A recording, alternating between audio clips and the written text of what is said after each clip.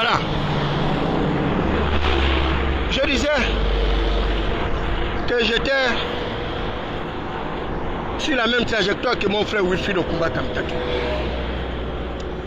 Wilfried Okumba Kamitatou, le nid d'Andjougou, qui se caractérise par une certaine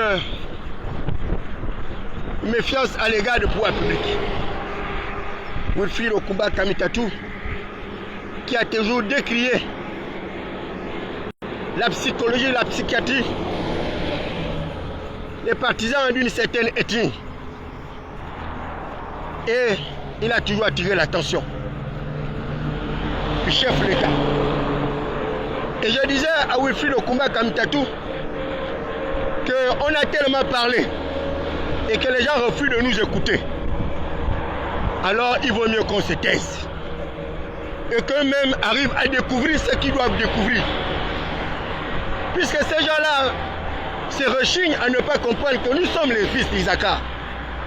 Nous sommes les fils d'Isaacar. C'est nous qui savons interpréter le temps, les saisons. Et c'est pourquoi moi, David Nvelakoma, je n'avais de cesse averti les membres du système Bongo PDG. Je leur ai averti minutieusement de leur chute inéluctable, depuis le départ jusqu'à la fin. Et nous avons tout fait pour parler à notre frère Brice Koto Oligui Nguema. Malheureusement, il en a décidé autrement. Alors nous allons nous taire. Mon frère Wilfried Okumba Kamitatou, l'économie ne va pas se taire. Le taux d'endettement excessif du Gabon va continuer à croître, à grimper. Et la misère du Gabon va continuer à augmenter. Le chômage des jeunes va continuer à augmenter.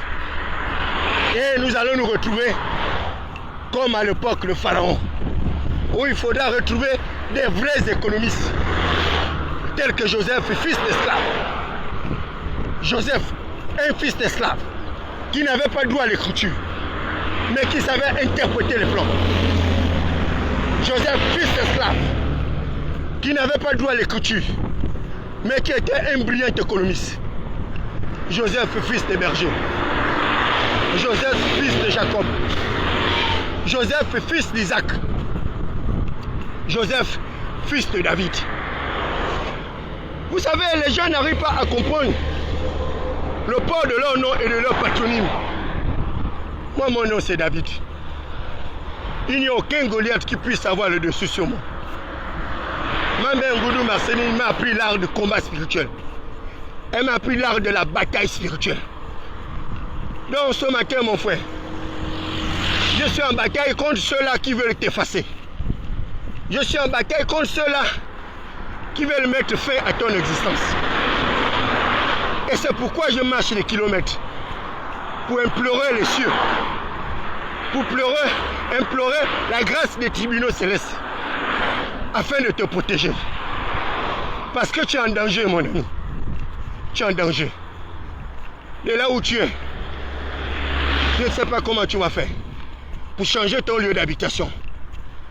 Parce que tu n'as pas la même protection, comme je te disais ce matin, que Jonas Moulinda et Thibaut Adjatis.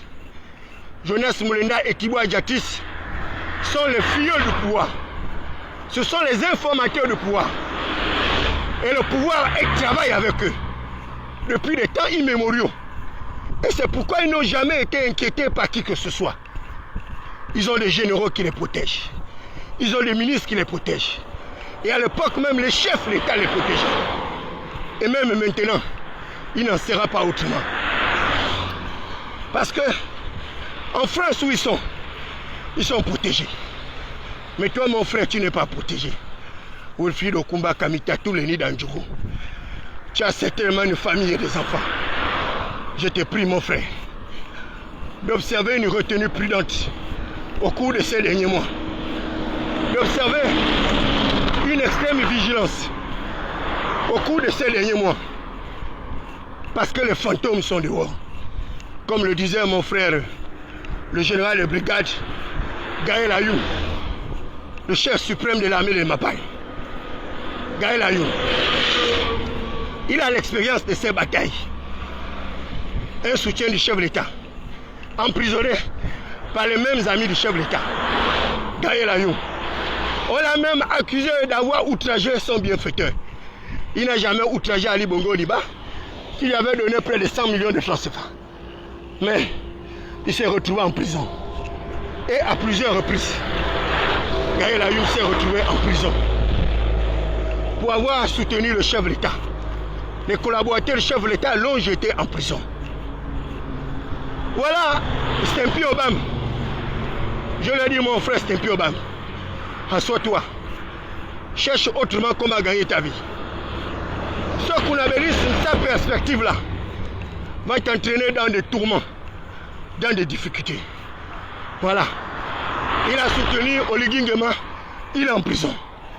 Les propres collaborateurs du chef de l'État l'ont mis en prison. Mais moi, David Mberakouma, je suis un collaborateur du chef de l'État. Je suis un soutien inconditionnel du chef de l'État. Pour qu'un collaborateur du chef de l'État me mette en prison, il faudra qu'il ait reçu l'ordre du chef de l'État. Parce que même à l'époque d'Omar, c'était comme ça. À l'époque d'Ali, c'était pire. Le propre fils d'Ali Bongo Ondimba n'a pas pu me jeter en prison. Nous dit Bongo Valentin. Le propre fils d'Osseni Ossa n'a pas pu me jeter en prison. Le secrétaire général du Parti démocratique gabonais n'a pas pu me jeter en prison. Parce que j'étais un protégé du système. Et je suis un protégé du système. Et il en sera encore ainsi. Parce que moi, David Mberakouma, je ne raconte pas n'importe quoi. Je ne fabrique pas les histoires pour plaire aux gens. Je reste droit dans mes bottes. Je dis bien, je reste droit dans mes bottes. Je suis loin d'être un courtisan. Je suis loin d'être un intrigant. Mais je suis un patriote républicain. Un patriote républicain. Parce que le Gabon, c'est notre patrie. C'est notre pays. Et nous avons le droit de défendre notre génétique moléculaire. Nous avons le droit de défendre l'essor vers la prospérité de nos familles. Mais cet essor vers la prospérité ne doit pas être un slogan baroque pour exploiter l'incrédulité spéculative des populations, pour satisfaire les égoïsmes fantasmagoriques d'une certaine classe politique, ce que j'ai toujours qualifié des oripeaux politiques sans base électorale. Des individus qui se font passer pour des intellectuels, pour des lumières, alors qu'ils n'ont aucun état de service. Ils n'ont aucun service rendu à qui que ce soit. Et vous le voyez dans l'architecture gouvernementale de Brice Côté Oligui Nguema, en train de faire l'Ongunda. Vous le voyez au sein de notre chambre bicamérale, où ils ont été nommés, parachutés à piéger tel des comètes sociales. Vous le voyez faire l'Ongunda. Vous le voyez au sein des conseils municipaux et départementaux, en train de faire l'Ongunda. Les conseils municipaux et départementaux, sans aucun contrôle, parce qu'il n'y a pas de conseiller, pour pouvoir contrôler l'action budgétaire de ces maires parachutés et qui plus est, des généraux de forces de défense et de sécurité. Certains d'ailleurs n'ont même pas appris le droit administratif. Certains n'ont pas appris le transfert de compétences du pouvoir central aux collectivités locales, c'est-à-dire la décentralisation. Certains n'ont pas appris la déconcentration, la décongestion. Certains n'ont pas appris toutes ces idéologies qui font évoluer l'humanité, qui font prospérer l'humanité. Mais ils sont parachutés comme ça, au sommet des sommets. Et aujourd'hui, ils sont confrontés à plusieurs difficultés. Vous savez, il y a le pouvoir, mais il y a l'exercice du pouvoir. Vous pouvez avoir le pouvoir et ne pas avoir des capacités cognitives, des capacités réflexives pour pouvoir arriver à une gestion saine du pouvoir, à une gestion rationalisée du pouvoir, à une gestion cartésienne du pouvoir. Il vous faut avoir les cerveaux comme les nôtres. Il vous faut avoir affronté des batailles. Il vous faut avoir subi des affrontements, des obstacles. Des généraux qui n'ont jamais fait la guerre. Ils n'ont jamais été en Indochine. Ils n'ont jamais été en Corée, au Japon. Ils n'ont pas connu Nagasaki. Ils n'ont pas connu Nagasaki. Nagasaki. Mac Nawara, un général américain, avait refusé de capituler. Parce que nous, les insoumis, nous ne capitulerons jamais. Mac Nawara, le père de l'insoumission aux États-Unis d'Amérique, il a dit on ne peut pas perdre la bataille. Nous ne pouvons pas perdre la guerre. Les armes avec lesquelles nous combattons ne sont pas charnelles. Mais les armes avec lesquelles nous combattons sont puissantes. Par la vertu du Saint-Esprit pour renverser les forteresses. Renverser les forteresses. Mac Nawara a dit jamais. L'Amérique doit rester l'Amérique. L'Amérique doit protéger son prestige. L'Amérique doit protéger son gigantisme. L'Amérique, première puissance militaire du monde. On va leur montrer que nous sommes la première puissance du monde. Ils vont utiliser une bombe à fragmentation. Une bombe à fragmentation. L'énergie nucléaire. Le plutonium enrichi. Avec notre uranium de Mounana. Ils ont pu enrichir l'uranium du Nama, de Mounana et la transformer en arme atomique. Voilà la source de l'industrialisation du pays industrialisé. Le manganèse de Mounana. Mais vous allez à Mounana, les gens n'ont pas l'accès à l'eau potable. Les gens n'ont pas l'accès à l'énergie. Les gens n'ont pas l'accès aux établissements scolaires et universitaires. À Mounana, ils vivent les mêmes conditions de vie précaires que les populations de la Nyanga, que les populations de Makoukou, que les populations de Ndangui chez moi, où on a exploité l'or depuis les temps immémoriaux. Dès que vous parlez ici comme David Mbelakouma, vous êtes identifié comme un révolutionnaire. Vous êtes identifié comme un combattant, comme un résistant, comme quelqu'un qui fait tourner l'attention, alors que ce sont des faits réels. Hiroshima Nagasaki, Mac Nawara a donné l'instruction de lancer l'invasion militaire. Ils ont balancé la bombe atomique. La guerre s'est achevée là. Leurs ennemis ont capitulé. Les ennemis ont capitulé. Et ce matin, j'étais en train d'expliquer à mon frère Wilfried Okumba Kamitatu qu'Aman avait pris un décret signé du roi pour tuer Mardochée avec sa fille Esther. Esther qui était la maîtresse du roi. Elle a fait ce qu'on appelle chez nous les chrétiens le jeûne d'Esther. 3 jours sans boire, sans manger. Et elle a commencé à marcher comme moi, David Mbelakouma, qui marche depuis le PK27 pour sauver Wilfried Okumba Kamitatu d'un déluge certain. Parce que l'atmosphère s'est transformée. Et comme je suis le maître de l'atmosphère, je te demande, mon frère, de rentrer dans la pétrosphère. Je te demande, mon frère, de te revêtir les armes de l'invisibilité. Les armes de l'invisibilité. La métamorphose. Le père Paul Mabesso le connaît. Comment faire usage de ces armes.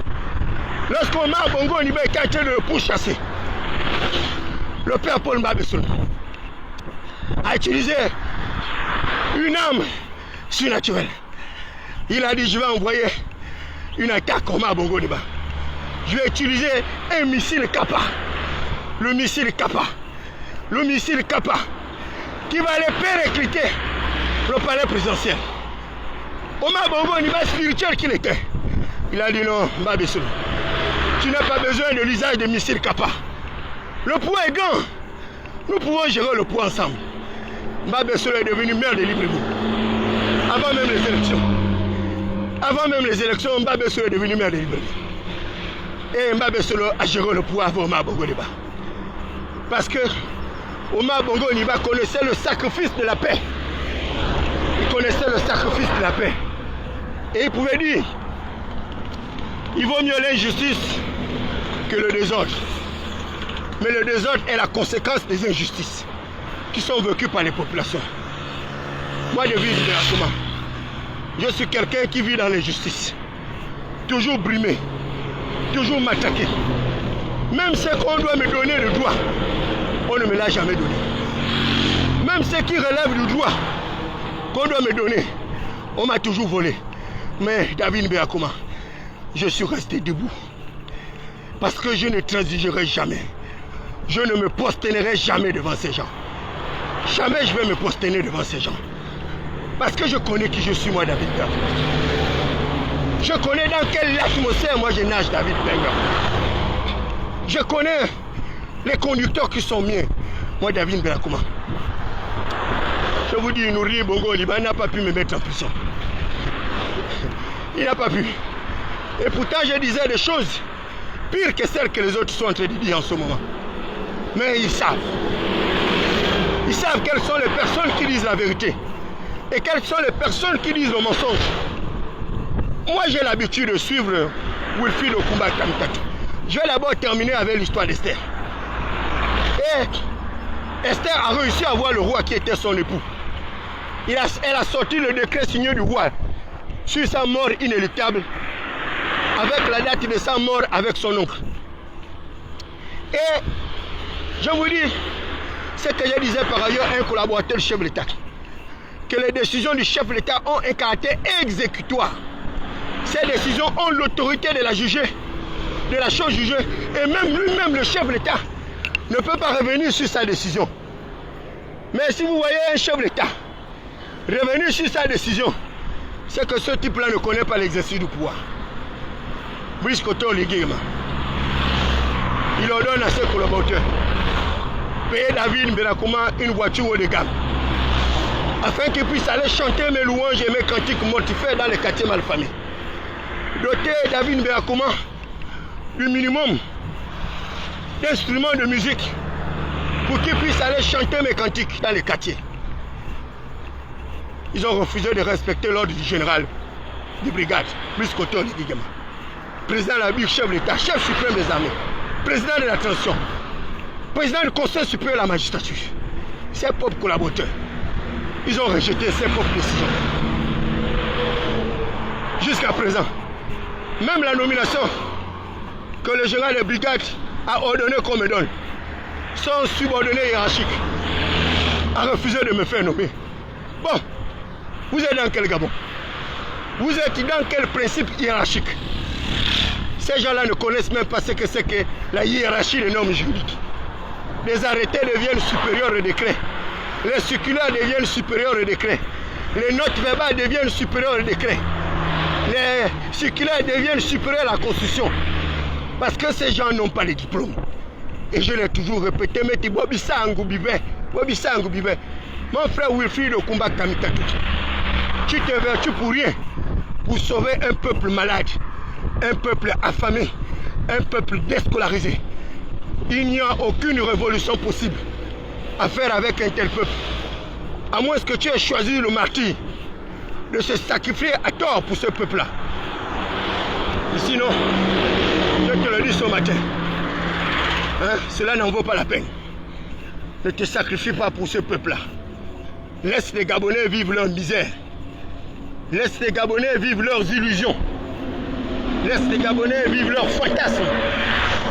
Parce qu'un jour, ils se réveilleront d'eux-mêmes. Lorsque la faim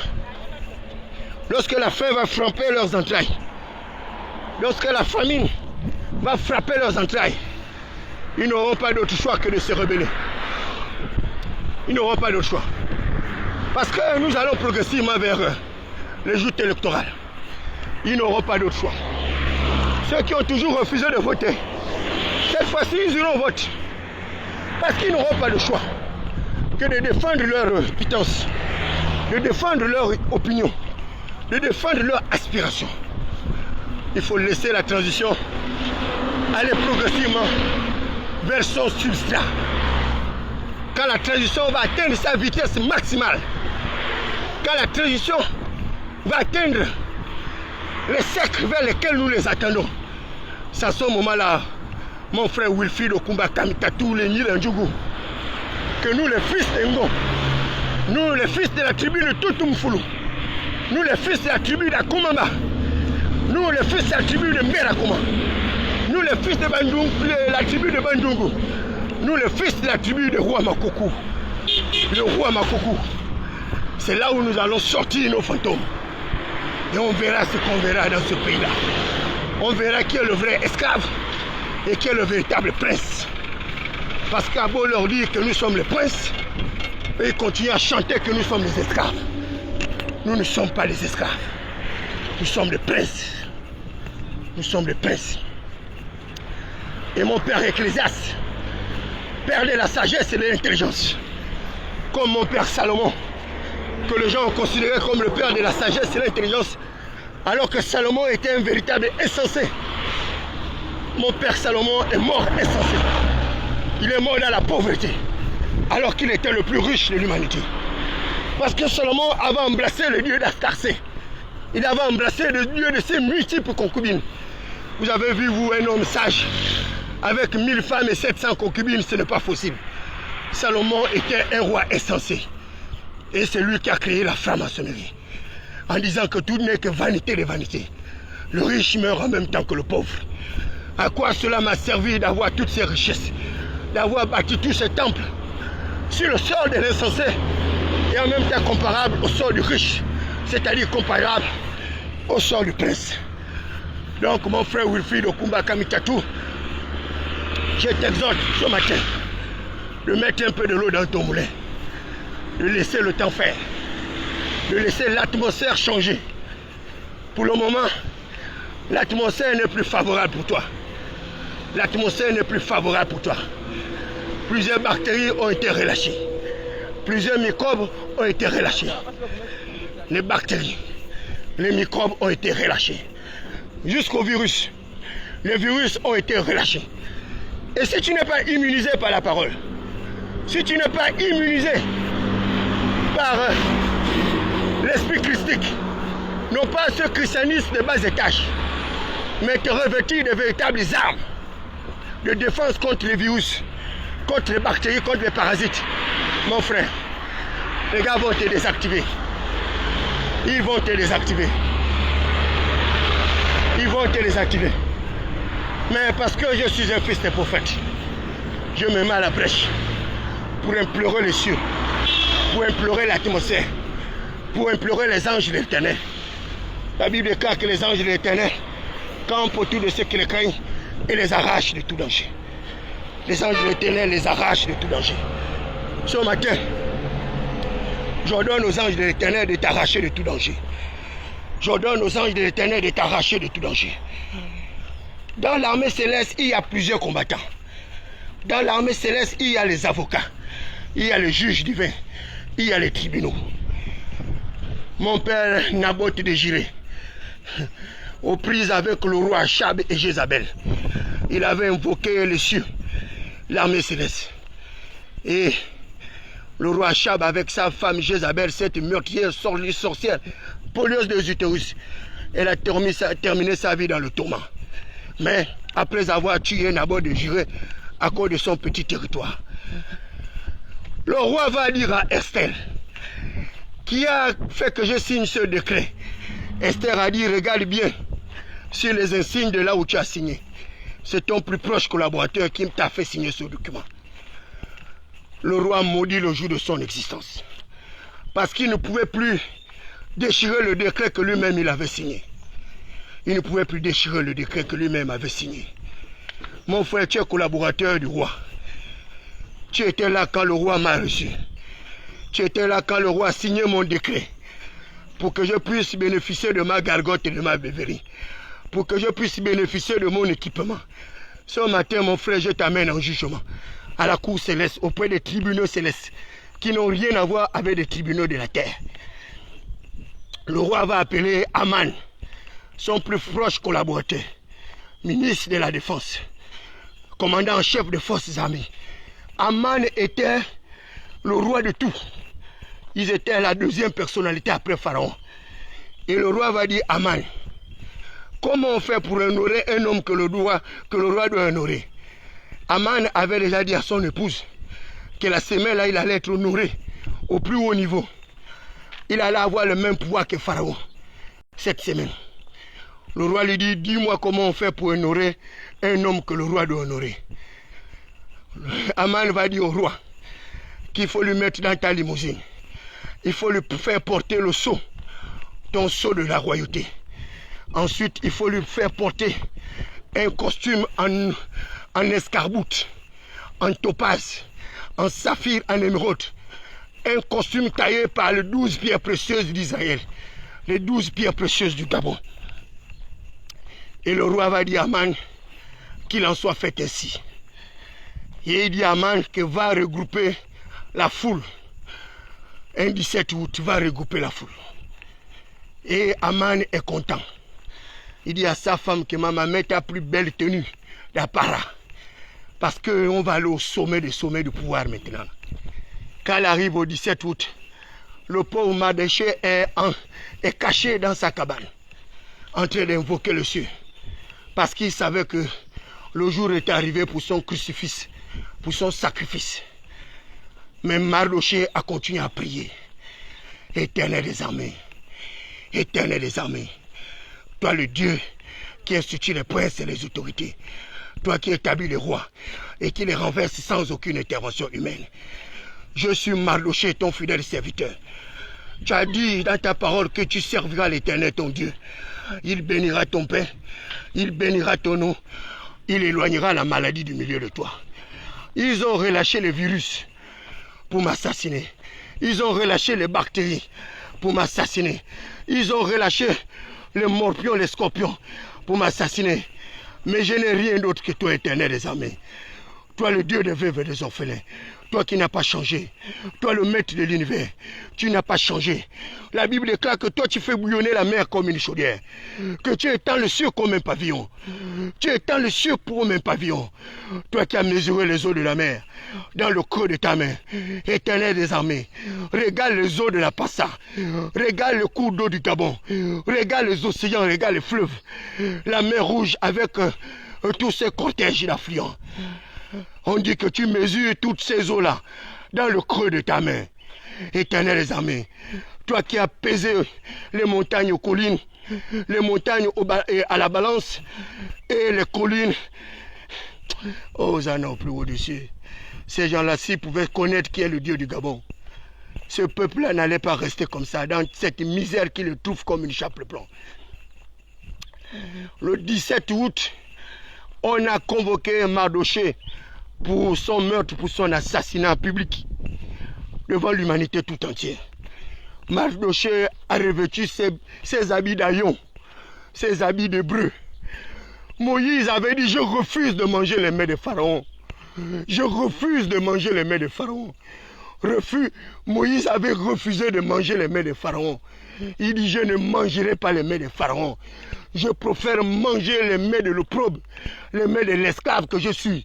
Je refuse d'être appelé le fils de Pharaon.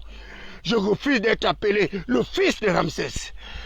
Ramsès a dit, Moïse, à partir d'aujourd'hui, j'ordonne que ton nom soit effacé sur terre.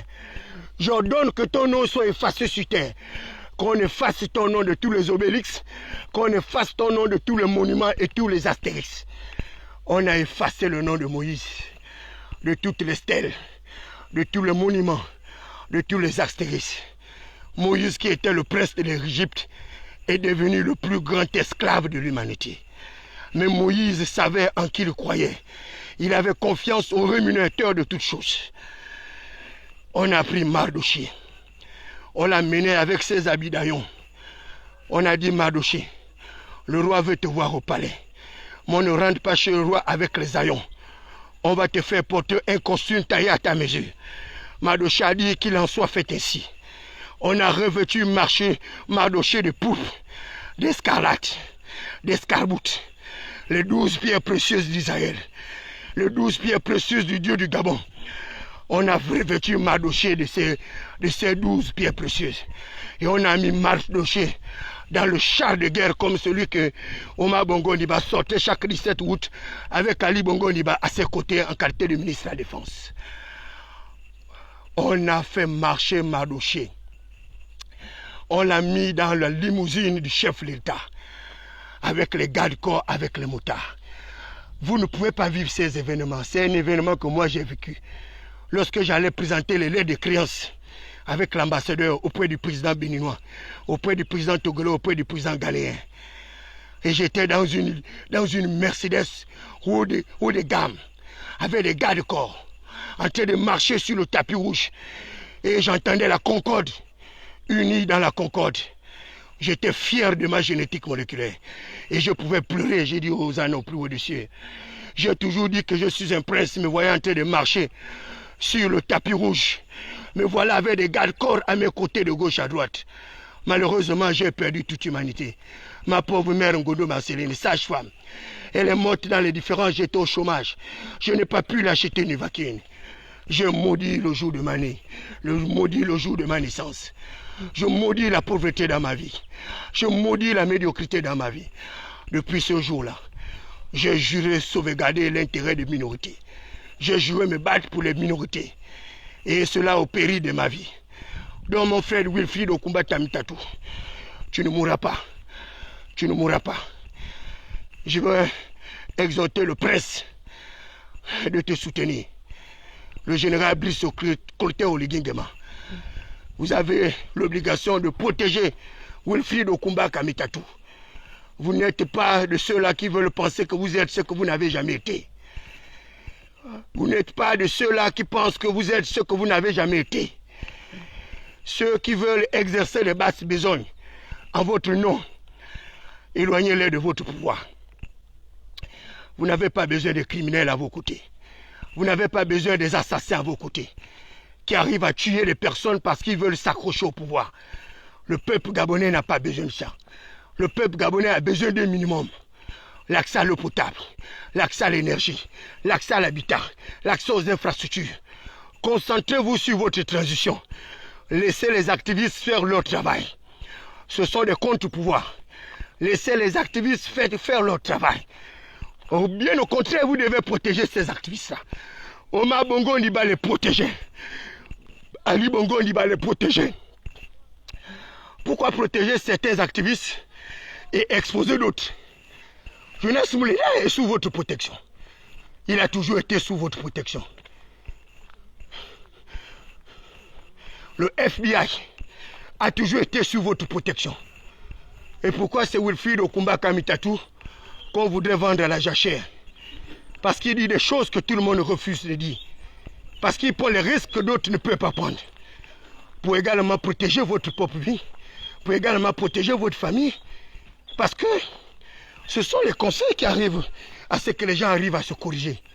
Mais si vous avez tout le monde qui dit oye, oye, oye, Oligingema est le plus beau de l'humanité. Oligingema est le plus fort de l'humanité. Mais ce sont des mensonges. Ce sont des mensonges, ce sont des espiègleries, des tartufferies. Tous ceux qui chantaient les cantiques de Jésus en disant que Jésus était l'homme le plus fort, qu'ils allaient le défendre au pays de leur vie. Dès que le coq a chanté, ils avaient disparu. Mardoché est arrivé fièrement le 17 août dans la limousine du chef d'État avec sa fille Esther, l'épouse du roi. Et après les festivités, on a appelé Aman. Aman, oui. Mais tu sais qu'après le 17 août, tu dois manger le mouton, non? Oh oui. Où est le mouton que tu as préparé? Il dit le mouton est sur la colline.